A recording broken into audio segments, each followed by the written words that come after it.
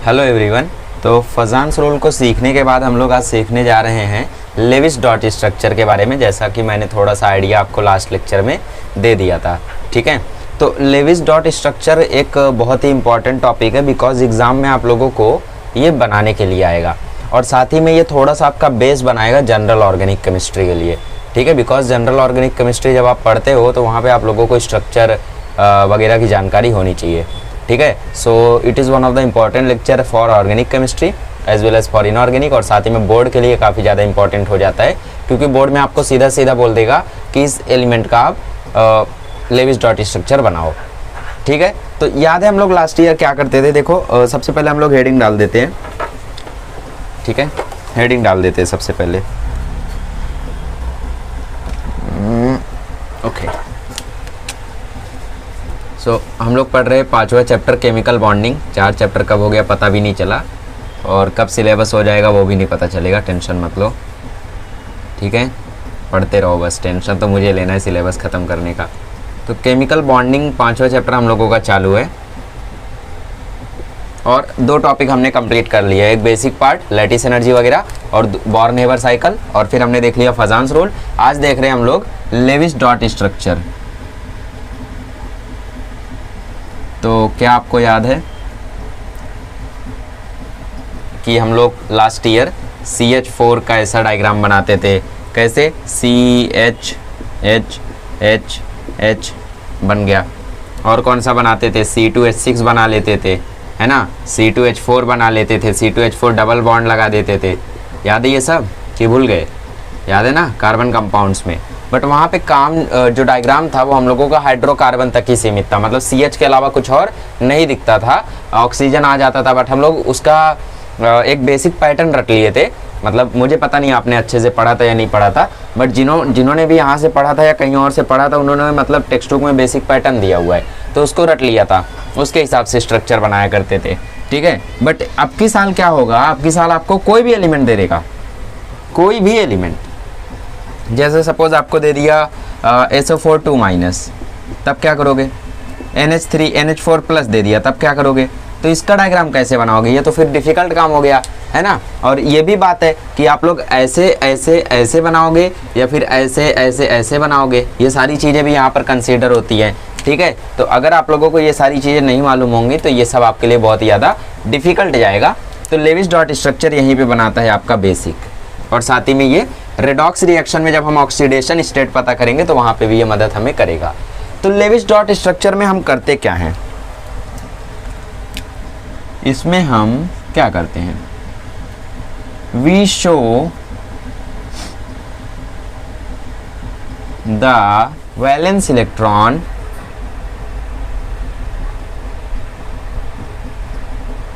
Bye making structures. ठीक है, हम स्ट्रक्चर्स को बनाते हैं और फिर उसमें हम वैलेंस इलेक्ट्रॉन को शो करते हैं। मतलब जैसे अभी हम लोगों का सपोज एग्जांपल हो गया ऑक्सीजन। ऑक्सीजन का एटॉमिक नंबर कितना है भाई? भूल गए? 8 है ना, 2 पहले में 6 आखिरी में। तो इसमें क्या होगा? ऑक्सीजन में जो पहला 2 इलेक्ट्रॉन होगा पहले शेल में, उससे हमें मतलब नहीं है, हमें मतलब है वैलेंस इलेक्ट्रॉन से। वैलेंस इलेक्ट्रॉन मतलब वो इलेक्ट्रॉन, वैलेंस इलेक्ट्रॉन मतलब वो इलेक्ट्रॉन जो है वैलेंस शेल में, और वैलेंस शेल बोले तो आखिरी शेल। ठीक है, जैसे कार्बन का एटॉमिक नंबर 6 है ना, कार्बन का एटॉमिक नंबर 6 है, तो उसके आखिरी शेल में 4 इलेक्ट्रॉन होते हैं। तो वो जो 4 इलेक्ट्रॉन होते हैं उनको हम लोग बोलते हैं valence electron. Like that oxygen में भी 6 इलेक्ट्रॉन लास्ट शेल में होते हैं और उन्हें ही हम बोलते हैं वैलेंस इलेक्ट्रॉन। ठीक है, और जो लास्ट शेल होती है उसे बोलते हैं वैलेंस शेल। तो सिर्फ वही इलेक्ट्रॉन हम लोग दिखाएंगे जो वैलेंस इलेक्ट्रॉन होंगे। बाकी जो अंदर 2 इलेक्ट्रॉन है या फिर कोई ऐसा एलिमेंट आ गया जिसके अंदर काफ़ी सारे इलेक्ट्रॉन्स हैं, तो हम लोग उनसे मतलब नहीं रखेंगे। आखिरी शेल में कितना इलेक्ट्रॉन है सिर्फ उससे मतलब रखते हैं लेविस डॉट स्ट्रक्चर में। इसको बनाने के कुछ स्टेप्स हैं, हाँ आपको रखना होगा, वो स्टेप बताता हूँ। ठीक है, तो फिलहाल आप लोग सेकंड पॉइंट लिखें, it works on octet rule. ठीक है, और जो ऑक्टेट रूल है यही है लेविस की थ्योरी।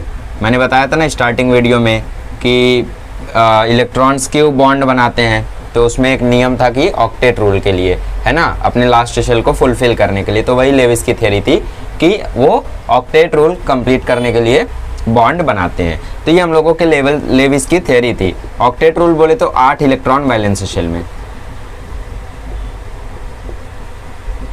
ठीक है। और जब आप लोग लेविस डॉट स्ट्रक्चर बनाओगे तो उसमें जो ऑक्टेट रूल होगा,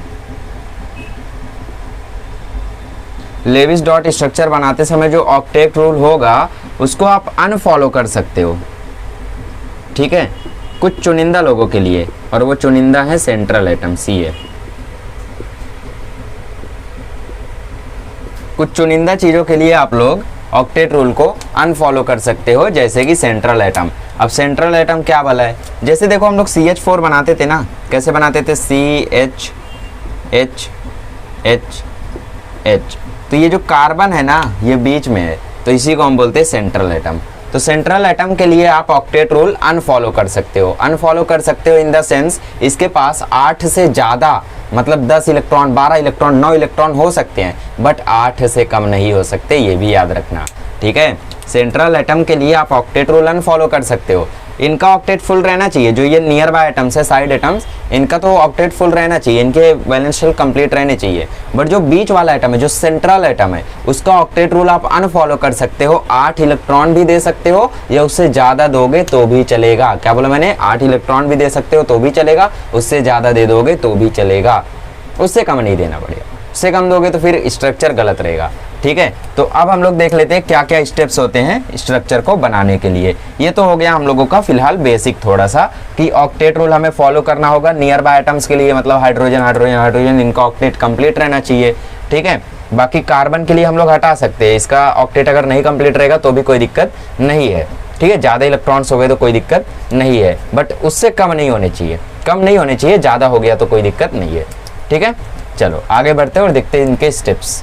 ओके, सो अब हम लोग देख लेते हैं rules for making LDS। LDS मतलब पता नहीं, लेविस डॉट स्ट्रक्चर, पता चला। तो लेविस डॉट स्ट्रक्चर बनाने के लिए सबसे पहला स्टेप है सेलेक्टिंग सेंट्रल एटम, ठीक है, selecting central atom. Central atom कौन होगा, ये कैसे आप लोग सेलेक्ट करोगे, ये आपको देखना होगा कंपाउंड में कि कौन कम है, लीस्ट इन नंबर। जैसे मैं बोलूँ कि ये मेरे पास एक कंपाउंड है C2H6, तो बताओ इसमें से सेंट्रल एटम कौन होगा, भूल जाओ, हमें मालूम था ना कार्बन होगा, भूल जाओ, अभी नहीं है वो, ठीक है। तो आप देखोगे कौन कम है, 6 हाइड्रोजन है, 2 ही कार्बन है, मतलब कार्बन कम है तो कार्बन ही सेंट्रल एटम होगा, ठीक है। इस तरीके से आपको पता करना है। दूसरा पॉइंट, इलेक्ट्रोनेगेटिविटी लीस्ट, मतलब उसकी इलेक्ट्रोनेगेटिविटी सबसे कम होनी चाहिए। जैसे फ्लोरीन की बात करें तो वो सबसे ज़्यादा इलेक्ट्रोनेगेटिव होता है। इलेक्ट्रोनेगेटिव मतलब चोर, जो इलेक्ट्रॉन चुरा लेते हैं, ठीक है। तो सबसे ज़्यादा इलेक्ट्रोनेगेटिव फ्लोरीन, फिर ऑक्सीजन, फिर नाइट्रोजन, ठीक है, फिर क्लोरीन ब्रोमीन और क्लोरीन आयोडीन ब्रोमीन, ऐसा, ठीक है। तो सबसे ज़्यादा इलेक्ट्रोनेगेटिविटी जिसकी रहेगी वो सेंट्रल एटम कभी नहीं हो सकता। तो सेंट्रल एटम उसी को बनाना है जिसकी इलेक्ट्रोनेगेटिविटी सबसे कम होगी, ठीक। ये हो गया पहला, ये हो गया दूसरा। तीसरा आता है साइज लार्जेस्ट, जिसकी साइज सबसे बड़ी हो, ठीक है। जैसे कार्बन हाइड्रोजन में किसकी साइज बड़ी है, ऑब्वियस सी बात है कार्बन की बड़ी है, तो कार्बन क्या हो जाएगा हमारा यहाँ पे, कार्बन हो जाएगा सेंट्रल एटम, ठीक है। और लास्ट स्टेप आ जाता है, कहाँ पे लिखूँ, चलो यहीं लिख देता हूँ, atomic number highest, atomic number highest. अब बताओ कार्बन हाइड्रोजन में किसका एटॉमिक नंबर हाईएस्ट है, हाइड्रोजन का 1, कार्बन का 6, तो कौन बनेगा central atom, carbon, that's it, ठीक है। तो इतने सारे क्राइटेरिया आपको मिल गए। कभी पता चला कि दोनों का साइज भी सेम है, दोनों सेम नंबर में भी दिए हैं। जैसे मतलब आपको मैं दे दूँ C2H2, क्या होता है ये, इथीन, ये होता है, हाँ यही होता है, ठीक है। देखो ना ट्रिपल बॉन्ड रहता है और फिर एक हाइड्रोजन यहाँ, एक हाइड्रोजन यहाँ, भूल गए सब, ऐसा करोगे। तो यहाँ पे देखो दोनों बराबर नंबर में है, तो पहला तो गलत हो गया। इलेक्ट्रोनेगेटिविटी हमने तो सुना ही नहीं, हमें क्या मालूम, हमें सिर्फ फ्लोरीन ऑक्सीजन नाइट्रोजन का मालूम है, तो साइज देखना पड़ेगा। हाँ साइज में छट जाएंगे, साइज में हाइड्रोजन छट जाएगा। साइज किसकी बड़ी है, कार्बन की, ठीक है। एटॉमिक नंबर भी कार्बन का ज़्यादा है। तो इस तरीके से आप लोगों को यहाँ पे 4 क्राइटेरिया दे दिया गया है। अब आप लोग आसानी से डिसाइड कर पाओगे कि कौन है। ठीक है। लीस्ट इन नंबर मतलब कम नंबर में कौन है। कई बार आपको लीस्ट इन नंबर में कुछ और मिसकंसेप्शन हो जाता है, तो इसलिए यहाँ पे हिंदी में लिख लो कौन कम नंबर में है, और एग्जांपल दे दो यहाँ वहाँ पे कि C2H6 लिखा हुआ है तो यहाँ पे कार्बन कम नंबर में है, ऐसा एग्जांपल दे दो। और एक एक्सेप्शन है कि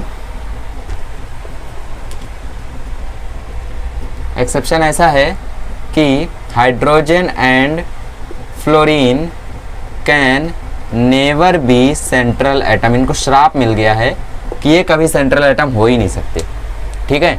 क्योंकि फ्लोरीन बहुत ही ज़्यादा इलेक्ट्रोनेगेटिविटी होता है और नेगेटिव होता है, और हाइड्रोजन के एक ही वैलेंस शेल होता है, ठीक है। तो इसीलिए ये दोनों कभी भी सेंट्रल एटम नहीं हो सकते। हाइड्रोजन और fluorine can never be central atom. C मतलब सेंट्रल एटम, ये दोनों कभी भी नहीं हो सकते, कभी भी नहीं हो सकते, ठीक है। चलो जैसे मैं आपको बोलूँ BF3, यहाँ पे बताओ कौन रहेगा सेंट्रल एटम। फ्लोरीन कभी नहीं हो सकता, तो बिना देखे बोल दो बी रहेगा, ठीक है। तो पहला स्टेप समझ गए, पहला स्टेप यही है कि सेंट्रल एटम हमें पहचानना है। चलो नेक्स्ट स्टेप है octet of the corner atom must be completed.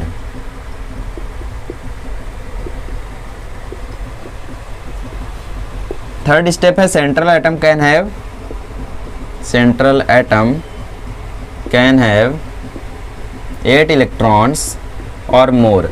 मतलब सेंट्रल एटम के पास 8 इलेक्ट्रॉन तो रहना ही चाहिए, बट उससे ज़्यादा रहेगा तो भी कोई दिक्कत नहीं है। तो बनाते हैं NH4+ का, ठीक है। तो सबसे पहले सेंट्रल एटम सेलेक्ट करो। हाइड्रोजन फ्लोरीन कभी नहीं हो सकते, तो यहाँ पे हाइड्रोजन है तो वो तो हो नहीं सकता, तो नाइट्रोजन रहेगा।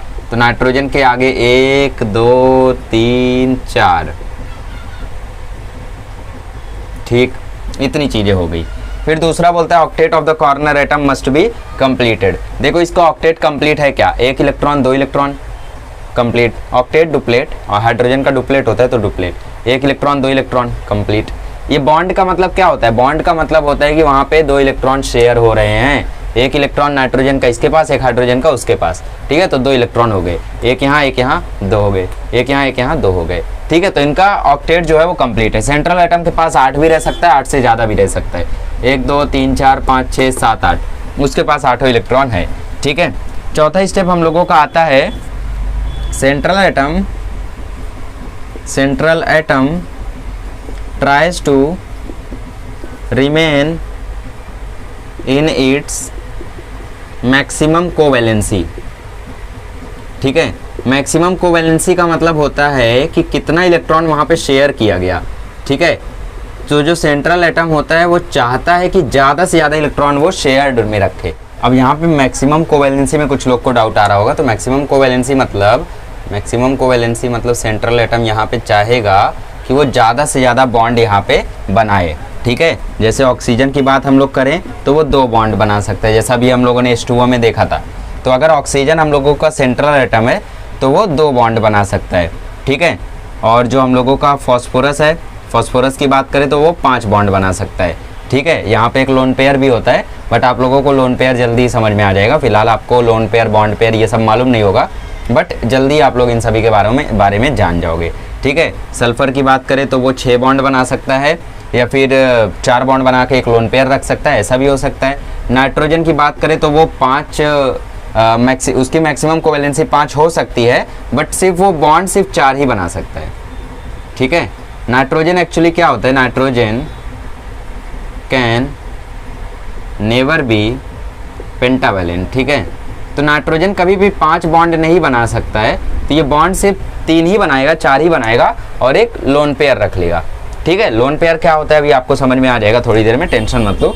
और अगर हम लोग बात करें यहाँ पे सिलिकॉन वगैरह की, तो सिलिकॉन का भी कोवैलेंसी 4 हो सकता है, 4 से ज़्यादा नहीं। क्लोरीन का 7 हो सकता है, 7 से ज़्यादा नहीं, मतलब इससे ज़्यादा बॉन्ड लोग नहीं बना सकते। अच्छा, आप लोग सोच रहे होगे कि आपको ये कैसे पता चल रहा है। अरे वैलेंसी से ना, ऑक्सीजन के पास 6 इलेक्ट्रॉन होते हैं आखिरी शेल में, चाहिए कितने, 2, तो कितने बना सकते हैं, 2 बॉन्ड। फॉस्फोरस को 5 चाहिए, 3 रहता है ना, तो 5 वो बना सकता है। क्लोरीन का 7 रहता है तो 7 वो बना सकता है। सल्फर का 6 बना सकता है। सिलिकॉन का 4 बना सकता है। सो लाइक दैट आप लोग भी समझ सकते हो, ठीक है। तो ये हो गया आप लोगों का कोवेलेंसी, मैक्सिमम कोवेलेंसी सबका ऐसा होता है। फिलहाल आपको ये याद नहीं करना है, फिलहाल आप सिर्फ नाइट्रोजन का एक्सेप्शन याद कर लो कि नाइट्रोजन कभी भी 5 बॉन्ड नहीं बना सकता है, ठीक है। चलो आगे बढ़ते हैं और 5वां स्टेप देखते हैं। तो ये बात हो गई मैक्सिमम कोवेलेंसी की, फिलहाल मैं इसको रफ कर देता हूँ, ठीक है। मैक्सिमम कोवेलेंसी आप लोग समझ सकते हो, जैसे अभी कार्बन की बात करें तो कार्बन की वैलेंसी 4 होती है, तो उसकी मैक्सिमम कोवेलेंसी 4 हो सकती है, 4 बॉन्ड बना सकता है वो, है ना। जैसे हम लोगों ने अभी CH4 बना के देखा था, वो 4 बॉन्ड बनाता भी है, तो ये CH4 बना लो, C2H2 बना लो, मतलब जितना भी आप उसमें स्ट्रक्चर देखोगे सब में 4 बॉन्ड दिखेगा आपको, ठीक है। 5वीं बात करें तो if there is positive charge so it must be on central atom, ठीक है। अगर आपको जो भी कंपाउंड दिया हुआ है, जैसे NH4+ दिया हुआ है, तो अगर उसमें पॉजिटिव चार्ज है तो वो सेंट्रल एटम पे रहेगा, it must be on central atom. तो हमें तो हमारा लेविस स्ट्रक्चर मिल गया। हम सोच रहे थे अभी तक कि ये प्लस कहाँ जाएगा, मैं तो सोच रहा था, आपका पता नहीं, ठीक है। तो हम सोच रहे थे अभी तक ये प्लस कहाँ जाएगा, बट 5वें पॉइंट ने हमें बोल दिया कि अगर कोई पॉजिटिव चार्ज है तो वो सेंट्रल एटम पर ही जाएगा। लो भाई भेज दिया, बन गया हमारा NH4+, ऐसा ही होता है NH4+, ठीक है। आगे बढ़ते हैं 6ठा point, if there is negative charge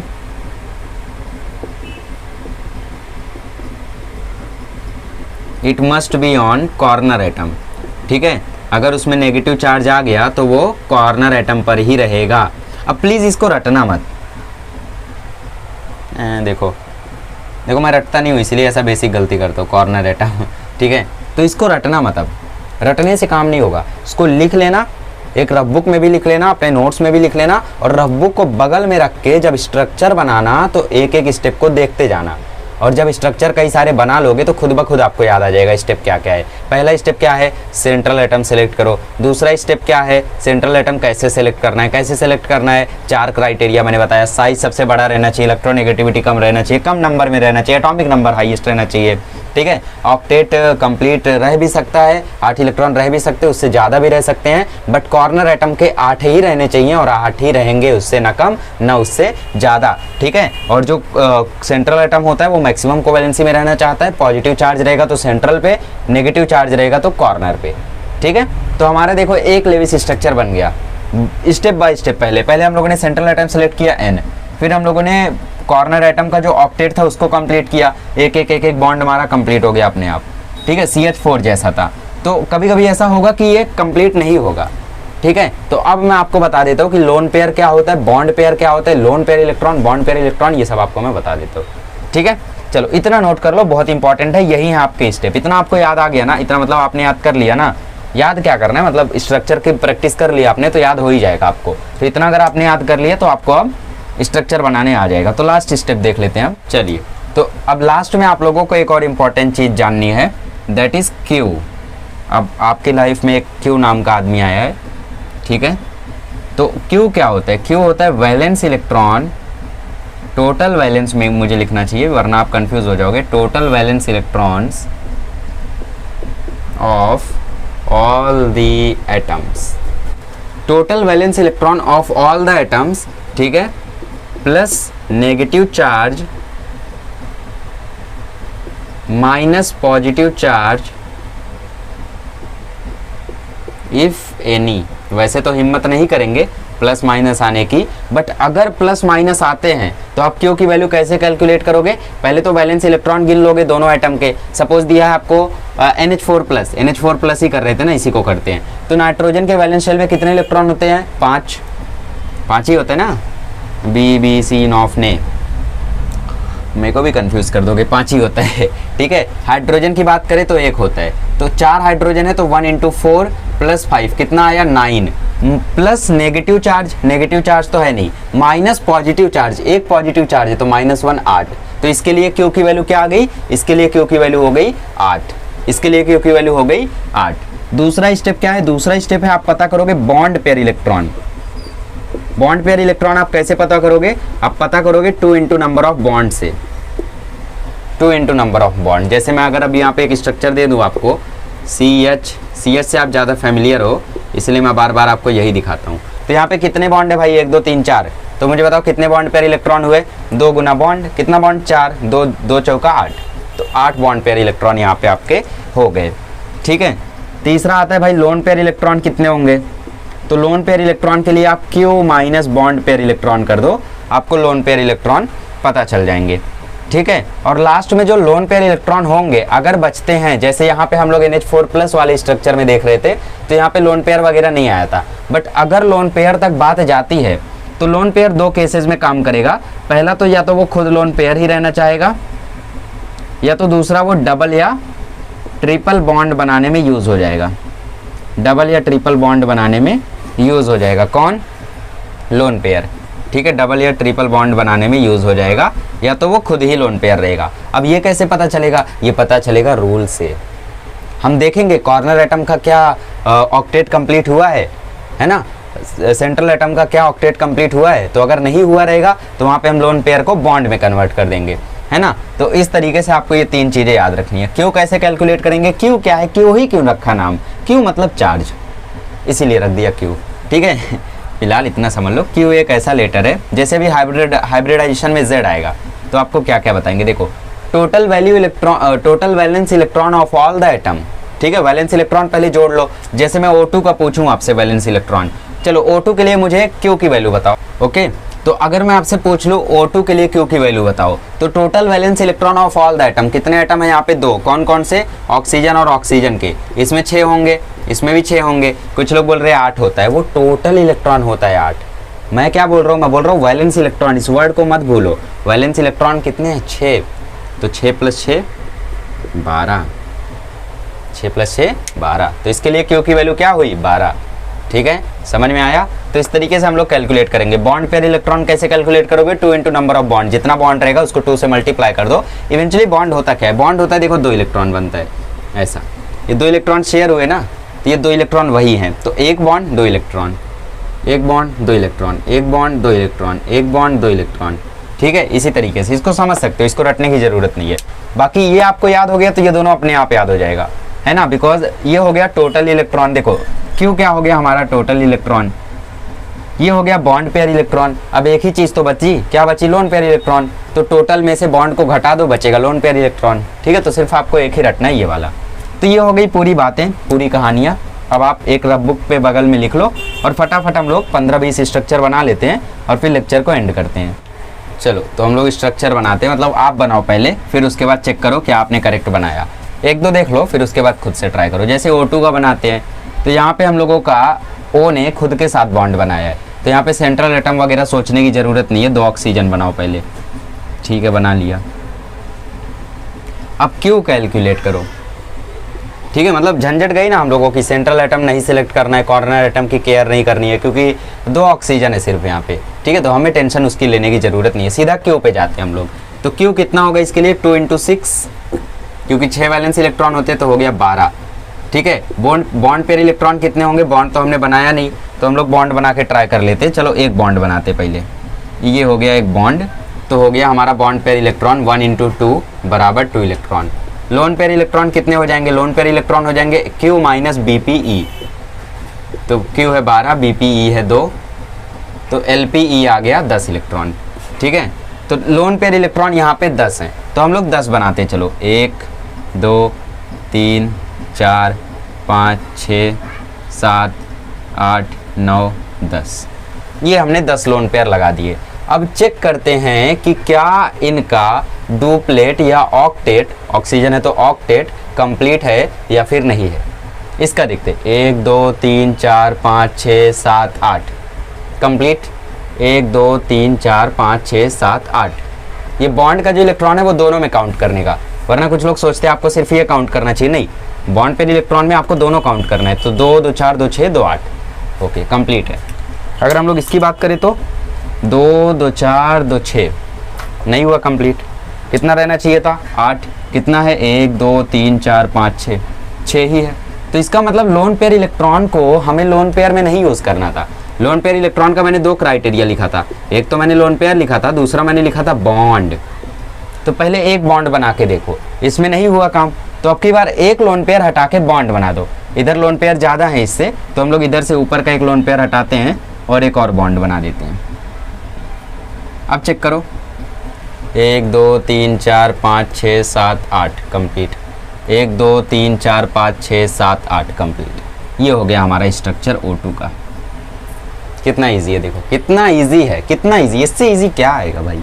एक और बनाओगे, चलो H2 का बनाओ, फालतू है H2 का। हाइड्रोजन हाइड्रोजन, Q बताओ क्या होगा, Q होगा 1+1, दोनों के वैलेंस शेल में एक ही इलेक्ट्रॉन होता है तो ये होगा 2। बॉन्ड पेयर इलेक्ट्रॉन, चलो एक बॉन्ड बना लो, तो बॉन्ड पेयर इलेक्ट्रॉन हो गए 2। लोन पेयर के लिए कुछ बचा ही नहीं, 0, तो यही हो गया हमारा कंप्लीट। फालतू है ये इंपॉर्टेंट है, ठीक है। ये हो गया हमारा O2 का स्ट्रक्चर। ये सब क्वेश्चन आपको कॉलेज में पूछा जा सकता है अगर इतना डीप में वो केमिकल बॉन्डिंग पढ़ाते हैं तो, ठीक है। वरना मतलब हल्का फुल्का कॉलेज रहेगा, फालतू फालतू कंसेप्ट रहेगा, तो वहाँ पे आप लोगों को सीधा बोल देंगे वैलेंस बॉन्ड थ्योरी का ड्रॉबैक लिखो, वैलेंस बॉन्ड थ्योरी के पोस्टुलेट लिखो, यही सब कर देंगे, ठीक है। अच्छा कॉलेज होगा, डीप में पढ़ाया जाता होगा, तो वहाँ पे ऐसे कंसेप्चुअल सवाल आएंगे, वरना फिर वही रट लो, काम हो जाएगा, ठीक है। चलो आगे बढ़ते हैं, कुछ और स्ट्रक्चर बनाते हैं। चलिए तो अब डिस्कस करते हैं हम लोग एक और स्ट्रक्चर के बारे में, H3O-, ठीक है। तो सबसे पहले मुझे बताओ सेंट्रल एटम क्या होगा यहाँ पे। तो सेंट्रल एटम हम लोग देख सकते हैं कि हाइड्रोजन है यहाँ पे, तो हाइड्रोजन कभी होता नहीं है, तो ऑक्सीजन ही होगा यहाँ पे सेंट्रल एटम, ठीक है। ओके H3O+ है, सॉरी H3O+। तो एक एक बॉन्ड लगाते हैं, हाइड्रोजन को कनेक्ट कर देते हैं, ठीक है, हो गया, सारे रूल्स कंप्लीट है ना। अब Q कैलकुलेट करते हैं, तो Q क्या होगा, एक ऑक्सीजन तो 1 × 6 प्लस 3 हाइड्रोजन 3 × 1। ऑक्सीजन के वैलेंस इलेक्ट्रॉन में, वैलेंस शेल में 6 इलेक्ट्रॉन होते हैं, इसीलिए 6। कुछ लोग 8 बोल रहे हैं बार बार, तो 8 का कन्फ्यूज़न मत रखो। माइनस पॉजिटिव चार्ज तो -1, तो 6 + 3 -1 आ गया 8। चलो बॉन्ड पेयर इलेक्ट्रॉन बताओ कितने हुए, bond pair electron 2 2 4 2 6, 2 × number of bond है 3, तो ये हो गए 6 इलेक्ट्रॉन, ठीक है। लोन पेयर इलेक्ट्रॉन कितने होंगे, Q- बॉन्ड पेयर इलेक्ट्रॉन, तो मतलब 8 - 6, तो लोन पेयर होगा 2। अब ये लोन पेयर आप 2 कहाँ लगाओगे, चेक करोगे। अगर इन लोगों का जिसका मतलब डुप्लेट या ऑक्टेट नहीं कंप्लीट है, उधर आप ये लगा दोगे। पहले चेक करते देखो, रूल क्या कहता है, रूल कहता है कि कॉर्नर एटम का ऑक्टेट या डुप्लेट कंप्लीट रहना चाहिए। 1 2 कंप्लीट है, 1 2 कंप्लीट है, 1 2 कंप्लीट है, तो हाइड्रोजन पे तो लोन पेयर नहीं आएगा, है ना, तो ये आ गया डबल लोन पेयर इस पे। इसका चेक करो, 1 2 3 4 5 6 7 8, इसका भी जो ऑक्टेट है वो कंप्लीट है, ठीक। पॉजिटिव चार्ज है तो वो सेंट्रल एटम पर आना चाहिए, लो भाई, अरे बन गया बस। दैट्स इट, कितना इजी है देखो, कितना मजा आ रहा है इसको करने में, आनंद आ गया जीवन का, है ना। तो बहुत इजी है ये, बस आपको रूल याद रहना चाहिए, रूल याद रहेगा तो आपसे ये यूं यूं यूं होता जाएगा, ठीक है। तो चलो एक मैं आपको देता हूँ और आप वो वाला ट्राई करो, ठीक है। चलो तो हमने NH4+ का एक बार बनाया है, बट अब की बार थोड़ा हम लोग स्टेप बाय स्टेप बनाते हैं। सेंट्रल एटम तो N था, एक एक हाइड्रोजन हम ऐड कर देते हैं, ठीक है, ये कर दिया हमने। Q की वैल्यू कैलकुलेट करते हैं, तो Q बोलता है इसका 5, 1 × 4 माइनस पॉजिटिव चार्ज, 5 + 4 -1, ये हो गया 9 - 1, ये हो गया 8। Q की वैल्यू हो गई 8, कैसे आया, अरे भाई 5 क्या है, वैलेंस इलेक्ट्रॉन है, किसका, नाइट्रोजन का। 4 क्या है, वैलेंस इलेक्ट्रॉन है, किसका, 4 हाइड्रोजन का। 1 हाइड्रोजन का 1, तो 4 हाइड्रोजन का 4, इसलिए 1 × 4। -1 क्या है, अरे पॉजिटिव चार्ज है तो माइनस करते हैं ना, +2 होता, यहाँ पे अगर +2 होता तो -2 लिखते, -2 होता +2 लिखते, -3 होता +3 लिखते, -4 होता +4 लिखते, +4 होता -4 लिखते, चार्ज के हिसाब से। तो Q की वैल्यू आई 8। बॉन्ड पेयर कितने हो गए, बॉन्ड पेयर इलेक्ट्रॉन 4 बॉन्ड है, तो 4 × number of 2 × number of bond, इसीलिए मैं फार्मूला देखो, फार्मूला मैं रट के नहीं रखता हूँ, ठीक है, नंबर ऑफ बॉन्ड याद समझ के रखता हूँ इनको, तो याद रहता है। तो 8 बॉन्ड पेयर इलेक्ट्रॉन हो गए, Q की वैल्यू भी 8 थी, मतलब लोन पेयर 0 आएगा, मतलब लोन पेयर कहीं नहीं है। एक पॉजिटिव चार्ज है तो रूल कहता है सेंट्रल एटम पे लगा दो, खत्म, बन गया। आ रहा है कि नहीं मजा। चलो अब एक थोड़ा सा ट्विस्टर लेते हैं और आप इसको बनाओ तब मजा आएगा, ठीक है। क्वेश्चन है NO3- बनाओ, इसका स्ट्रक्चर आप बनाओ। So what's the first step, पहला स्टेप हम लोग यहाँ पे सिलेक्ट करेंगे सेंट्रल एटम कौन होगा। तो सबसे पहले देखेंगे कौन कम है, 3 ऑक्सीजन 1 नाइट्रोजन, मतलब सेंट्रल एटम है नाइट्रोजन, 4 ऑक्सीजन से जोड़ दो, ले भाई जोड़ दिया। अब कई जगहों पर ये ऐसे भी जोड़ा रहेगा, ठीक है, कोई दिक्कत नहीं है, कोई दिक्कत ही नहीं है, चलेगा, सब चलेगा, ठीक है। यहाँ पे थोड़ा बहुत छूट रहता है, खैर ये ज्योमेट्री आ जाती है, हाइब्रिडाइजेशन जब आप पढ़ोगे तो वहाँ पे ज्योमेट्री वगैरह के बारे में समझोगे, तो वहाँ पे आपको समझेगा कि कुछ कुछ ऐसे क्यों होते हैं, कुछ कुछ सीधा ऐसे 90 डिग्री पे क्यों होते हैं, टेट्राहेड्रल वगैरह, ठीक है बताऊंगा मैं आपको, टेंशन मत लो, फिलहाल इतना समझ लो कि चलेगा। देखो अब नाइट्रोजन तो सेंट्रल एटम हो गया, ये भी हो गया, तो क्यों कैलकुलेट करते हैं, क्यों क्या होता है, valence electron of all the atom, nitrogen के 5, ऑक्सीजन के 6, तो 6 गुणा 3 प्लस नेगेटिव चार्ज है यहाँ पे, एक नेगेटिव चार्ज है, ठीक है, तो जोड़ दो इसको, 5 + 18 + 1, तो ये आ गया 24। Bond pair electron 2 × number of bonds, कितने बॉन्ड्स हैं यहाँ पे 3, तो बॉन्ड पेयर इलेक्ट्रॉन हो गए 3, तो लोन पेयर इलेक्ट्रॉन तो ढेर सारे आ गए एकदम, मतलब लोन पेयर एकदम क्या बोल सकते हैं, रिच हो गया एकदम, ठीक है।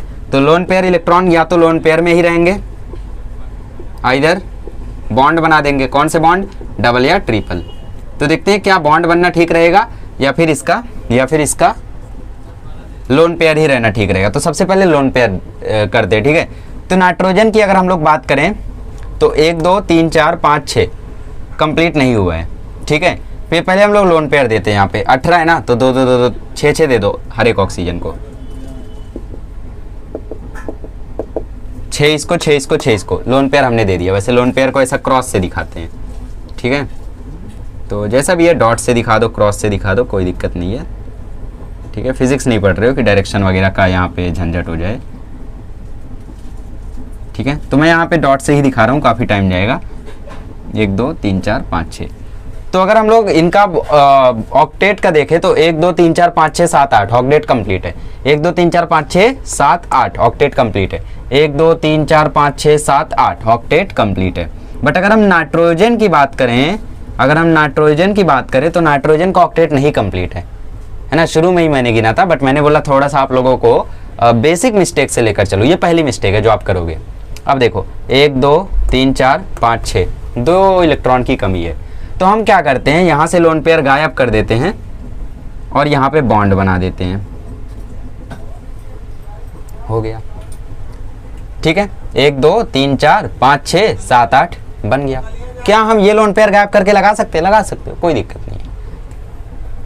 फिर दिक्कत क्या आई, ये माइनस चार्ज है, आपने बोला था, रूल ने बोला था, लेविस ने बोला था कि माइनस जो है वो कॉर्नर एटम पे रहना चाहिए, तो कौन से कॉर्नर एटम पे, ये तो बताया ही नहीं। अब क्या करें, इस पे रखें, इस पे रखें, इस पे रखें या इस पे रखें, सेंट्रल एटम पे कहाँ रहेगा, मतलब तीनों में से कौन से कॉर्नर एटम पे रखें नेगेटिव चार्ज। तो इसके लिए आप लोगों को एक फॉर्मूला है, formula to calculate formal charge, ठीक है। फॉर्मल चार्ज कैलकुलेट करने के लिए क्या फॉर्मूला है, formal charge is equal to valence electron of that atom minus lone pair electron minus bond pair electron divided by 2। ये फॉर्मूले से अगर वैल्यू +1 आती है तो आप वहां पे +1 डाल दोगे, -1 आती है मतलब 1 आती है तो वहां पे आप 1 डाल दोगे, 0 आती है तो उसका मतलब उस एटम पर कोई चार्ज नहीं होगा। एक एक एटम लेके करते हैं हम लोग इससे, ठीक है।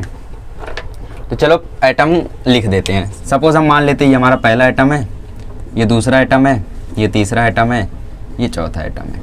दूसरे एटम की तो वैसे ज़रूरत है नहीं, एक ही बार में हमें पता चल जाएगा। चलिए तो फॉर्मल चार्ज हम लोग कैलकुलेट करते हैं।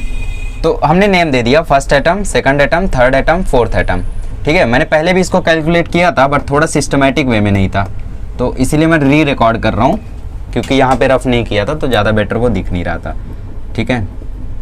ओके, तो इधर 6 lone pair 6 lone pair 6 lone pair और 4 लोन पेयर 6 6। तो कैलकुलेट करते हैं इस फॉर्मूले से। Formal charge for first atom, valence electron इसके लिए कितने होंगे 6, लोन पेयर इलेक्ट्रॉन इसके कितने हैं 1 2 3 4 5 6, माइनस बॉन्ड पेयर इलेक्ट्रॉन इसके कितने हैं 2 डिवाइडेड बाय 2 कहाँ से आया, अरे फॉर्मूला है 6 - 6 0, 0 - 1 -1, तो पहले एटम पे रहेगा चार्ज -1 का, तो इस पे लगा दो -1, ठीक है। आगे बढ़ते हैं। सेकंड की ज़रूरत नहीं है, फोर्थ एटम की बात करते हैं। सबका देख लेना वरना गलती हो सकती है। तो इधर वैलेंस इलेक्ट्रॉन 6 रहेंगे, लोन पेयर इलेक्ट्रॉन 4 हैं, बॉन्ड पेयर इलेक्ट्रॉन 1 2 3 4 हैं, डिवाइडेड बाय 2, 6 - 4 होता है 2, ये 2 दूना 4, तो ये हो गया 0। तीसरे एटम की भी बात कर लो, तीसरे एटम में वैलेंस इलेक्ट्रॉन 6 हैं, ऑक्सीजन है तो सबका 6 ही रहेगा ना, माइनस लोन पेयर इलेक्ट्रॉन 6 हैं, बॉन्ड पेयर इलेक्ट्रॉन 2 हैं, 2/2, 6 - 0 -1 -1, तो थर्ड का भी आ गया -1। ये क्या खेल है, इधर कंपाउंड में तो एक ही माइनस है और हम लोगों के फॉर्मूले के हिसाब से 2 माइनस आ गया। तो क्या ये फॉर्मूला गलत है या ये फॉर्मूला गलत है? दोनों सही है, ठीक है। क्यों सही है वो पता चल जाएगा अभी। आप सोचो क्या होगा इसका कारण, आप सोचो थोड़ा। मैं चाहता हूँ आप अपना दिमाग लगाओ, क्योंकि अगर किसी कंसेप्ट को समझने के लिए टीचर से पहले आप दिमाग लगा ले जाते हो तो वो कंसेप्ट आपको ज़्यादा दिन तक याद रहता है, एज कम्पेयर टू मतलब टीचर ने बता दिया चले गए, उससे ज़्यादा दिन नहीं याद रहेगा। सपोज टीचर को ये कंसेप्ट पढ़ा रहे हैं और पढ़ाने से पहले ही आपको समझ में आ गया कि ये टीचर कहना क्या चाहते हैं, है ना। मतलब बोलते हैं ना, समझदारों के लिए इशारा ही काफ़ी होता है। तो टीचर ने इशारा किया, जैसे मैं यहाँ पे इशारा कर रहा हूँ कि चलो खुद से निकालो क्या कारण होगा। अगर आपने निकाल लिया तो ये चीज़ आपको ज़िंदगी भर याद रहेगी, ये स्ट्रक्चर, ये कंसेप्ट, ये थियरम कुछ नहीं भूलोगे कभी, ठीक है। आई होप कुछ लोगों ने यहाँ पे निकाल लिया होगा कारण। बहुत ईजी कारण है। कारण क्या है, आप सेकंड एटम का भी निकाल लो फॉर्मल चार्ज। सेकंड एटम का फॉर्मल चार्ज कैसे आएगा? वैलेंस इलेक्ट्रॉन 5 होता है इसका, लोन पेयर इलेक्ट्रॉन 0 है, बॉन्ड पेयर इलेक्ट्रॉन 1 2 3 4 5 6 7 8, तो 8/2, 5 - 0 5, 2 चौके 8, तो इसका आया +1। तो सेकंड एटम पर भी चार्ज रहेगा कितने का? +1 का। तो जो ये +1 होगा और ये -1 होगा, ये मिल के कर देगा न्यूट्रल और बचेगा सिर्फ एक ही माइनस। समझ में आया? अब NO3 माइनस क्यों आ रहा था? वरना आपको ऐसा लग रहा था कि कहीं फॉर्मूले में NO3 2 माइनस तो नहीं है। नहीं, ऐसा नहीं। ऐसा क्यों नहीं है? क्योंकि सेंट्रल एटम का +1 कॉर्नर एटम के -1 को, या सेंट्रल एटम का +1 नीचे वाले -1 को न्यूट्रल कर रहा था। ये +1 ये -1 कट गया तो बचा क्या? ये -1। ऐसा समझ लो, मैथ्स जैसा। ये +1 ये -1 कट गया, क्या बचा? ये -1, ठीक है। तो कभी भी लेविस स्ट्रक्चर बनाना तो सबके फॉर्मल चार्ज जरूर कैलकुलेट करना, वरना गड़बड़ी के चांसेस रहेंगे। और एक बार आपको प्रैक्टिस हो जाएगी तो ये फॉर्मूला आपको फालतू रहेगा। एक बार प्रैक्टिस हो गई, फॉर्मूला फालतू है, ऐसे ही बता दोगे, इधर -1 आएगा, इधर +1, इधर -1, यूं बता ले जाओगे, एक्सपीरियंस, ठीक है। चलो आगे बढ़ते हैं और देखते हैं हम लोग नेक्स्ट स्ट्रक्चर। चलिए, तो अब हम लोग बनाते हैं NO2- का। सबसे पहले सेंट्रल एटम सेलेक्ट करो, नाइट्रोजन 1 ऑक्सीजन 2, नाइट्रोजन कम है तो ऑब्वियस सी बात है यही सेंट्रल एटम होगा, ठीक है। अब Q की वैल्यू कैलकुलेट करो। Q कितना होगा? Q होगा valence electron of all the atom 5 इसका, +2 × 6, माइनस है तो +1, नेगेटिव चार्ज है तो प्लस पॉजिटिव मतलब +1, 5 + 12 +1। Q की वैल्यू आ गई 13। बॉन्ड पर इलेक्ट्रॉन कैलकुलेट करो, 2 × नंबर ऑफ बॉन्ड है 2, बॉन्ड पर इलेक्ट्रॉन हो गए 2, LPE हो जाएगा Q - BPE, तो ये हो जाएगा 13 - 4 = 9। समझ में आया? बोलो समझ में आया क्या? 9 लोन पेयर इलेक्ट्रॉन हो गए यहाँ पे। 9 लोन पेयर इलेक्ट्रॉन कभी देखा है क्या? जस्ट आस्किंग, ठीक है। कुछ तो गड़बड़ है दया, क्या गड़बड़ है? ओके, यहाँ पे 18 आएगा वही मैं सोच रहा था कि 9 कैसे आ गया, है ना। तो 18 - 4 14। तो अब फटाफट लोन पेयर दे डालो, 2 2 2 2 2 2 2 और इसको दे दो। पहले कॉर्नर एटम को कंप्लीट करो। रूल क्या कहता है? पहले कॉर्नर एटम का ऑक्टेट कंप्लीट करो। तो अभी तक कितना नहीं कंप्लीट था ना, 1 2 3 4 5 6 7 8, अब कंप्लीट हो गया। 1 2 3 4 5 6 7 8। नाइट्रोजन का गिनो थोड़ा, 1 2 3 4 5 6, नाइट्रोजन का कंप्लीट नहीं हुआ है। नाइट्रोजन का गिनो, 1 2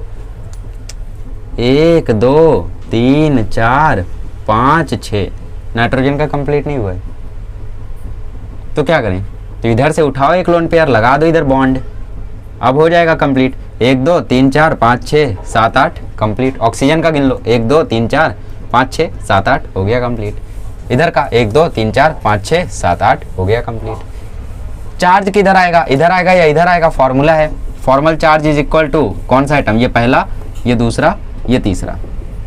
पहले एटम के लिए कैलकुलेट करो।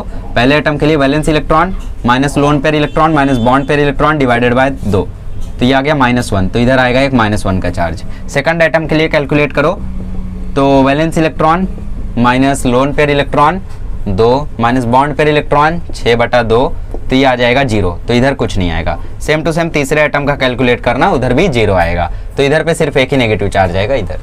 ठीक है, चलो आगे बढ़ते हैं। चलिए, तो अब आप लोग स्ट्रक्चर बनाइए SO3 और SO3 2- का। इधर सेंट्रल एटम ऑब्वियस सी बात है सल्फर रहेगा, बिकॉज 3 ऑक्सीजन एक ही सल्फर है। 1 1 1। क्यू की वैल्यू कैलकुलेट करो। सल्फर के लिए जो हम लोगों का वैलेंस इलेक्ट्रॉन होता है, सल्फर की जो वैलेंसी होती है वो 6 होती है। ठीक है, तो 6 + 3 × 6 कोई चार्ज नहीं है, तो ये आ जाएगा 24। तो 1 2 3 4 5 6, 1 2 3 4 5 6, 1 2 3 4 5 6। बॉन्ड पेयर इलेक्ट्रॉन, अरे बिना कैलकुलेट किए ही मैं लगा दिया। देखो बॉन्ड पेयर इलेक्ट्रॉन अगर हम कैलकुलेट करेंगे तो 2 × नंबर ऑफ बॉन्ड 3 है, और लोन पेयर इलेक्ट्रॉन कैलकुलेट करेंगे तो 24 - 6 ये आएगा 18। तो वही मैंने किया है, लोन पेयर 18 थे, तो 1 2 3 4 5 6, 1 2 3 4 5 6, 6 6 12 हो गए, इधर भी 6 गिन लो 18 हो गए। तो क्या हमारा स्ट्रक्चर सही है? आप बताओ। नहीं, स्ट्रक्चर हमारा गलत है। क्यों गलत है? क्योंकि ये सल्फर का ऑक्टेट नहीं कंप्लीट हुआ है। 1 2 3 4 5 6 ही हुआ है, 8 किधर हुआ है इधर? तब क्या करेंगे? तो क्या मतलब इधर से हम लोग 2 लोन पेयर उठा के इधर बॉन्ड लगा दें? करेक्ट है क्या? बिल्कुल करेक्ट है। आपने जो थ्योरी पढ़ी है उसके हिसाब से तो बिल्कुल करेक्ट है। नहीं, ये भी गलत है। एक चीज आप बहुत इंपॉर्टेंट है, भूल रहे हो। अगर आपको याद हो तो मैंने मैक्सिमम कोवैलेंसी करके एक चीज बताई थी। तो उधर मैंने बोला था सल्फर की मैक्सिमम कोवैलेंसी 6 होती है, और वो 2 4 6 दिखा सकता है ना? 2 4 6 दिखा सकता है। जैसे क्लोरीन क्या करता है, क्लोरीन का 7 होता है, तो वो 1 3 5 7 दिखा सकता है। ठीक है, वैसे ही नाइट्रोजन रहता है, नाइट्रोजन 3 दिखाएगा या 4 दिखाएगा। कार्बन हमेशा 4 ही दिखाएगा मैक्सिमम 99.9% केस में। ठीक है, तो सल्फर की अगर हम बात करें तो ये 2 4 6 दिखा सकता है, बट एक पॉइंट लिखा था कि central atom tries to remain in its maximum covalency. मतलब अगर पॉसिबल हो तो सल्फर अपनी मैक्सिमम कोवैलेंसी में रहना चाहेगा। कहना क्या चाहते हो? कहना यही चाहता हूं कि इधर से भी 2 लोन पेयर उठाओ, इधर एक बॉन्ड बनाओ, इधर से भी 2 लोन पेयर उठाओ, इधर भी एक बॉन्ड बनाओ। अब इसकी देखो मैक्सिमम कोवैलेंसी हो गई, 1 2 3 4 5 6 बॉन्ड हो गया। अब यहाँ पे आप जरा सल्फर का इलेक्ट्रॉन काउंट करो, 1 2 3 4 5 6 7 8 9 10 11 12, अरे 12 इलेक्ट्रॉन हो गए। बट उसमें बोला था कि आप सेंट्रल एटम के लिए ऑक्टेट रूल को अनफॉलो कर सकते हो। ठीक है, तो एक और पॉइंट यहाँ पे लिख सकते हो, neutral structure is more stable. अब आपको जो जेईई में क्वेश्चन आएगा ना, उसमें क्या क्वेश्चन आएगा पता है? यही क्वेश्चन आएगा। बोलेगा the correct structure Lewis dot structure of SO3 is dash. उसमें क्या क्या ऑप्शन रहेंगे पता है? ये ऐसा ऑप्शन रहेगा, इधर से एक बॉन्ड हटा के इधर लोन पेयर लगा देगा। आप बोलोगे अरे यार ये तो सही है। फिर क्या करेगा? इधर से लोन पेयर हटा के इधर बॉन्ड लगा देगा, और इन दोनों जगह से बॉन्ड गायब करके इधर पे लोन पेयर ला देगा। आप बोलोगे यार सब रूल तो सही है, एकदम सही है, ये भी सही है। फिर क्या करेगा? एक करेक्ट वाला दे देगा, करेक्ट वाला ये है अपना, और एक में लिख देगा all of none of these. ठीक है, नॉन ऑफ दीज लिखेगा। तो आप बोलोगे यार नॉन ऑफ दीज लिख दिया, शायद क्वेश्चन तो नहीं गलत है, ऑल ऑफ दीज लिखना चाहिए था। नहीं, यहाँ पे जो आपके तीनों स्ट्रक्चर थे उसमें से जो सेंट्रल एटम होगा वो मैक्सिमम कोवैलेंसी दिखाना चाहेगा, तो मैक्सिमम कोवैलेंसी इधर है। ठीक है, एक्चुअली ये टॉपिक थोड़ा सा रेजोनेंस से मिला हुआ है, तो जो रेजोनेंस टॉपिक है हम लोगों का वो GOC में आएगा। ठीक है, तो फिलहाल के लिए जो भी मैंने रूल्स बताए हैं उसमें से जो कोवैलेंसी वाला फैक्टर है वो बहुत इंपॉर्टेंट है। तो आप लोगों ने देखा तीनों स्ट्रक्चर सही थे, तीनों में इसका ऑक्टेट से ज्यादा हो रहा था, इसका ऑक्टेट कंप्लीट हो रहा था, सारे रूल्स फॉलो हो रहे थे सिवाय मैक्सिमम कोवैलेंसी के। एक रूल है कि सेंट्रल एटम अपनी मैक्सिमम कोवैलेंसी में रहना चाहेगा, मैक्सिमम बॉन्ड बनाना चाहेगा, तो वो सिर्फ इधर फॉलो हुआ। तो ये स्ट्रक्चर आपका सबसे ज्यादा करेक्ट होगा। ठीक है, चलो SO3 2- का देखते हैं। फिर से वही बनाओ, 1 2 3 4 5। क्यू की वैल्यू कैलकुलेट करो, 6 + 3 × 6 + 2, तो आ जाएगा 6 + 18 + 2 कितना आ गया? 26 28। अरे भाई बहुत ज़्यादा हो गया, 26 ही होगा ना, क्या कर रहे हो? Lone pair bond pair electron, bond pair electron 2 × 3 6, और लोन पेयर इलेक्ट्रॉन 26 - 6 20। तो लोन पेयर लगाते जाओ, लगाते हैं 1 2 3 4 5 6, 1 2 3 4 5 6। ठीक, अब बॉन्ड किधर रहेगा? अच्छा, अगर आप लोग यहाँ पे ध्यान से देखो तो 1 2 3 4 5 6 7 8 सल्फर का ऑक्टेट कंप्लीट हो गया है। ठीक है, ध्यान से देखो तो सल्फर का ऑक्टेट कंप्लीट हो गया है, बट स्टिल स्ट्रक्चर गलत है, स्टिल आपका ये स्ट्रक्चर गलत है। Can anyone find the reason? Reason board पर ही लिखा है, रीजन बोर्ड पर ही लिखा है। ठीक है, देख सकते हो तो देख लो क्या होगा कारण।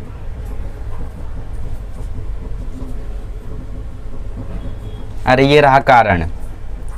इसकी कोवैलेंसी 2 हो सकती है, 4 हो सकती है, 6 हो सकती है। यहाँ कितनी है? 1 2 3 है। यही सब ऑप्शन देगा जेई में, नीट में। ठीक है, आप इस पे मार के चले आओगे, मतलब पहला ही ऑप्शन ये रहेगा। बोलोगे यार पहला ही ऑप्शन सही है, आगे चेक ही नहीं कर दे, ले गजब आगे बढ़ गया, खत्म। ठीक है, तो 2 4 6 ही हो सकता है, तो यहाँ पे तो 3 है, तो मतलब ये गलत है। अच्छा एक और कारण बताओ, एक और कारण बताओ। चलो नॉर्मल बच्चा क्या सोचता? नॉर्मल बच्चा ये सोचता कि अगर मैं सारी जगह पे फॉर्मल चार्ज कैलकुलेट कर रहा हूँ तो तीनों पे -1 आ रहा है और इस पे +1 आ रहा है, तो हम लोग चार्ज कहाँ कहाँ रखे? सब पे चार्ज तो हो नहीं सकता, ये भी गलत। ठीक है, तो ऐसे भी सोच सकते हो, बट मेन रीजन यही है कोवैलेंसी। कोवैलेंसी वाला मैं एक और बार आपको लिख के दे देता हूँ, भी टेंशन मत लो। तो क्या करते हैं हम लोग, यहाँ पे इसका इलेक्ट्रॉन गायब करो, इधर लगाओ, इसका लोन पेयर भी गायब करो, इधर लगाओ, इसका लोन पेयर भी गायब करो। Oh sorry, 1 2 3 4, just wait a moment. ठीक है, इधर से नहीं हटाएंगे। क्यों नहीं हटाएंगे? क्योंकि हम लोगों को चार्ज भी लगाना है। अगर उधर से भी हटा देंगे तो हम लोगों को चार्ज में डिफिकल्टी आ जाएगी। ठीक है, 1 2 3 4, 1 2 3 4, 1 2 3 4 5 6। तो इसकी अब देखो कितनी है कोवैलेंसी? 1 2 3 4, 3 4 कोवैलेंसी है। 4 ये शो करता है क्या? हाँ करता है, बट आपने तो बोला मैक्सिमम में रहना चाहेगा, तो अगर आप इसका 6 कर दोगे ना तो फिर चार्ज में दिक्कत आएगी। ठीक है, तो चार्ज फैक्टर को भी आपको यहाँ पे ध्यान में रखना है, तो इसीलिए आप लोगों का ये वाला जो स्ट्रक्चर है वो एकदम करेक्ट होगा। तो अब यहाँ पे आप बात यह आ जाती है कि चार्ज किस पे रहेगा? कैलकुलेट करो फॉर्मल चार्ज का फॉर्मूला। फॉर्मल चार्ज का फॉर्मूला क्या है? ये मैं इधर लिखता हूँ, SO3 formal charge for first atom, इसके लिए देखते हैं। ये और ये सेम है, अगर इस पे माइनस आया तो इस पे भी माइनस आएगा। ठीक है, तो आप लोग समझ जाना। तो वैलेंस इलेक्ट्रॉन इसके 6, minus lone pair electron 4, minus bond pair electron 2/2, 6 - 4 2, okay इधर 6 होगा ना, तो 6 - 6 0 -1 -1, तो इस पे माइनस आया तो इस पे भी -1 आएगा ही आएगा, क्योंकि दोनों सेम है। ठीक है, बाकी ये दोनों न्यूट्रल रहेंगे। करके देख लो। सल्फर का करते चलो। सल्फर का यहाँ पे वैलेंसी होता है 5, minus lone pair electron 2, minus bond pair electron 2 2 4 4 2 8/2, तो 5 - 2 3। ठीक है, सॉरी 6 होता है ना, 6, तो 6 - 2 4, और ये 4, तो 4 - 4 आ गया 0, तो सल्फर पे कोई चार्ज नहीं होगा। ठीक है, वैसे ही इसका भी कैलकुलेट कर लो, इस पे भी कोई चार्ज नहीं होगा। तो ये हो गई हमारी पूरी बातें, और अभी को और स्ट्रक्चर बनाना है, जाओ मत। अगला स्ट्रक्चर बनाओ SO4 2- का। ठीक है, काफ़ी टाइम से बोल रहा था, बनाओ अब। चलो, तो हम लोग स्ट्रक्चर बनाते हैं SO4 2- का, बट उससे पहले एक बार और मैक्सिमम कोवैलेंसी देख लो। Oxygen, sulphur, phosphorus, silicon, carbon, chlorine. ठीक है, ऑक्सीजन की कोवैलेंसी 4 हो सकती है, सल्फर की 6 होती है, 2 4 6 दिखाता है, फास्फोरस की 5 होती है, 3 या 5 दिखाता है, सिलिकॉन की 4 होती है, नाइट्रोजन भी है ना, नाइट्रोजन की भी 4, नाइट्रोजन की भी 5 होती है, बट बॉन्ड सिर्फ 4 ही बनता है और एक लोन पेयर रखेगा। क्लोरीन की 7 होती है, 1 3 5 7 दिखाता है। मतलब ये मैं क्यों बता रहा हूँ आपको, क्योंकि कभी कभी ऐसा होगा कि क्लोरीन के साथ किसी का 2 बॉन्ड बन गया, ठीक है, और ऑक्टेट डुप्लेट कंप्लीट भी रहेगा, बट फिर भी वो गलत रहेगा। जैसे HCl का स्ट्रक्चर बनाओ, ठीक है, HCl का स्ट्रक्चर बनाओ तो वहाँ पे एक ही बॉन्ड बनेगा, बट सपोज आपको कभी कोई ऐसा स्ट्रक्चर आ गया जिसमें 2 रहेगा, ठीक है, तो उसमें 2 बॉन्ड अगर बना तो वो गलत रहेगा। ठीक है, लाइक दैट। तो 2 बॉन्ड ये बना ही नहीं सकता, 1 बनाएगा, 3 बनाएगा, 5 बनाएगा, 7 बनाएगा, ऐसा। कार्बन का कितना होता है? 4, कितना बनाएगा? 4। ठीक है, ठीक है, तो सिलिकॉन का 4 होता है, ये 4 ही दिखाता है, और ऑक्सीजन का 2 था, सॉरी फॉर दैट, मैंने 4 लिख दिया कार्बन समझ के। ठीक है, ऑक्सीजन का मतलब वैलेंसी 2 ही होता है, तो 4 कैसे हो सकता है? ठीक है, तो 1 या 2 ये शो करते हैं। नाइट्रोजन की बात करें तो ये 3 दिखाएगा या 4 दिखाएगा। अगर कभी ये 2 बॉन्ड बना रहा है, 5 बॉन्ड बना रहा है, तो वो सब गलत रहेगा। ठीक है, बॉन्ड सिर्फ मैक्सिमम 4 ही बना सकता है, ये कोवैलेंसी है। ये अगर आपको याद रहेगा ना, यही सबसे मेन फैक्टर है, और यही चीज़ टीचर्स मिस कर देते हैं, स्टूडेंट्स मिस कर देते हैं रीड करने में, बोलते फालतू है। नहीं, फालतू नहीं, बहुत इंपॉर्टेंट, सबसे इंपॉर्टेंट है। चलो बनाओ इसका। सेंट्रल एटम सल्फर रहेगा, कम है, 4 ऑक्सीजन जोड़ दो। चलो जोड़ दिया। अब क्यू कैलकुलेट करो। क्यू कितना होगा? सल्फर का 6, 4 ऑक्सीजन का 6 प्लस 2 क्यों आया प्लस में? क्योंकि 2 नेगेटिव है। 6 + 24 + 2 32। बॉन्ड पेयर इलेक्ट्रॉन कितने होंगे? 2 गुणा 4 8। लोन पेयर इलेक्ट्रॉन कितने होंगे? 32 माइनस 8 24। ओके, अब लोन पेयर इलेक्ट्रॉन लगाते जाओ। 1 2 3 4 5 6, 1 2 3 4 5 6, 1 2 3 4 5 6, 1 2 3 4 5 6, 24 लोन पेयर हमने लगा दिए। क्या स्ट्रक्चर सही है? आप मुझे बताओ, क्या ये स्ट्रक्चर सही है? व्हाट डू यू से? सोचो, अगर गलत है तो क्यों गलत है? आप अगर यहां पे देखो तो मैक्सिमम कोवेलेंसी ये 4 भी दिखाता है, तो ये सही है। कहीं ना कहीं ये सही है। गलती कहाँ हो रही है? अच्छा, चार्ज कैलकुलेट करो थोड़ा इसके लिए। जो इसके लिए चार्ज होगा वही सबके लिए होगा, क्योंकि सबके पास 6 लोन पेयर है, सबके पास एक ही बॉन्ड है और सबके वैलेंस इलेक्ट्रॉन 6 ही है। तो कैलकुलेट करते हैं formal charge. Valence electron 6, lone pair 6, bond pair electron 2/2, तो -1 आ रहा है, मतलब सब पे -1 है। -1 -1 -1 -1। सपोज इस पे +1 आ भी गया, +2 आ गया, सपोज इस पे +2 आएगा। वैसे सल्फर का अगर कैलकुलेट करें कितना आएगा सल्फर का? देखो फॉर्मल चार्ज सल्फर का होता है 6 minus lone pair 0 minus bond pair electron 8/2, तो ये आ गया +2। बट ये स्ट्रक्चर करेक्ट नहीं है, ठीक है, ये स्ट्रक्चर करेक्ट नहीं है। +2 तो आ गया, न्यूट्रल तो कर देगा, बट ये स्ट्रक्चर करेक्ट नहीं है। क्योंकि जब तक हम लोगों का सेंट्रल एटम चाहेगा, जब तक पॉसिबल है, तब तक वो अपनी मैक्सिमम कोवैलेंसी दिखाएगा। अगर पॉसिबल नहीं है तब वो नहीं दिखाएगा। अब बताओ यहाँ पे पॉसिबल है क्या? चलो देखते हैं करके। अगर मैं यहाँ से 2 लोन पेयर हटा दूँ, यहाँ से 2 लोन पेयर हटा दूँ, तो ये ऐसा हो जाएगा। तो अब थोड़ा फॉर्मल चार्ज कैलकुलेट करते हैं इसके लिए। तो formal charge is equal to 6 minus 6 minus 2/2।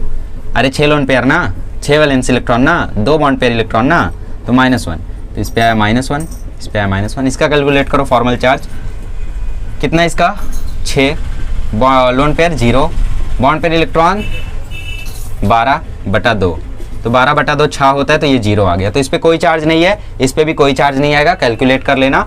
तो इसका मतलब कि जब हमने बॉन्ड बढ़ाया तो भी कोई दिक्कत नहीं है, तो भी स्ट्रक्चर जो है वो स्टेबल है, ठीक है। और मैंने अभी एक बात लिखी थी कि neutral structure is more stable. अब वहाँ पे क्या था? वहाँ पे सब पे पूरा एकदम चार्ज ही चार्ज था, तो वो उतना स्टेबल नहीं था। बट यहाँ पे 2 ही पर चार्ज है, बाकी सारे पर चार्ज नहीं है, न्यूट्रल है बाकी सब, तो ये ज़्यादा स्टेबल है। ठीक, क्लियर हुआ? क्यों पहले वाला स्ट्रक्चर गलत था? क्योंकि वहाँ पे कोवैलेंसी 4 थी, गलत नहीं था, वो भी सही था। बट कौन एकदम सही है? ये वाला। क्यों? क्योंकि मैक्सिमम कोवैलेंसी 6 दिखाता है, और उस पॉइंट में लिखा था कि central atom tries to remain in its maximum covalency. Maximum covalency वो दिखाएगा, ठीक है, जितना जब तक पॉसिबल हो सकता है तब तक वो दिखाएगा। अब सपोज अगर हम 6 करते और वो पॉसिबल नहीं होता, तब वो 4 ही दिखाता। बट इधर 6 पॉसिबल था और हमने करके देख लिया, तो वो दिखाएगा। ठीक, अब आपको जो जेई वगैरह में क्वेश्चन आएगा उसमें ऐसा ही आएगा, ये ऐसा बना देगा, उल्लू बनाने के लिए ऐसा बना देगा, ठीक है। और आप पहला ही ऑप्शन देखोगे, अरे एकदम सही है, मार दो, ठीक है। बट मैं चालाक हूँ, मैं आपको बता दिया एकदम सब कुछ, तो आप भी चालाकी करोगे एग्जाम में। हाँ बताया था, तो मैं ऐसा नहीं करूँगा, ठीक है। चलो 2 और स्ट्रक्चर बनाते, फिर लेक्चर को एंड करते, बहुत बोरिंग हो रहा है। चलिए, तो अगले क्वेश्चन है CO3 2- और PO4 3-। अब NCERT वगैरह में देख लेना, और भी स्ट्रक्चर होंगे तो उनकी भी प्रैक्टिस आप कर लेना। वैसे तो मैं मैक्सिमम क्वेश्चंस लेकर आया हूँ, ठीक है। चलो देखते हैं, ये लास्ट है, इसके बाद छुट्टी। बहुत दिमाग खराब हुआ ना, है ना? कोवैलेंसी ने थोड़ा दिमाग खराब किया होगा, शुरू में तो बहुत मज़ा आ रहा था, बट वहीं से क्वेश्चन आएगा। जहाँ पे आपका दिमाग खराब हो, जो कंसेप्ट आपको समझ में ना आए, वहीं से क्वेश्चन आएगा, ठीक है। जेई की बात कर रहा हूँ, नीट में तो जो समझ में आता है उसी से आता है, ठीक है। बात अलग है, कुछ लोग को नहीं समझ में आता है, तो उनकी बात नहीं कर रहा हूँ मैं। देखो 3 ऑक्सीजन पहले लगा दो, कार्बन ही क्यों आया? क्योंकि कार्बन लीस्ट इन नंबर है, ऑक्सीजन 3 है, कार्बन 1 ही है, ठीक है। एक ही बात बोल के एकदम मतलब रटा दिए हो मुझे भी। तो क्यू की वैल्यू क्या होगी? कार्बन के लिए 4, ऑक्सीजन के लिए 6 × 3 प्लस नेगेटिव चार्ज 4 + 18 + 2 कितना आएगा? 24। बॉन्ड पेयर इलेक्ट्रॉन आएंगे 6, क्योंकि नंबर ऑफ बॉन्ड है 3।